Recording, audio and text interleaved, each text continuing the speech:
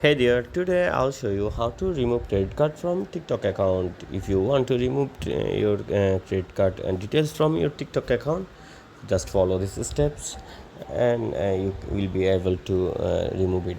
For this, first open TikTok from your device. Then after opening the app, uh, tap on the profile icon from the bottom right corner. Then in the profile section you will see a three dot icon on the top right corner. Tap on it. uh, then you will see a bunch of options. Select balance from there. Now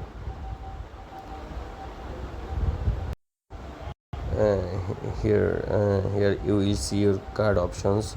Right now I didn't add any my credit card details here, so what you have to do is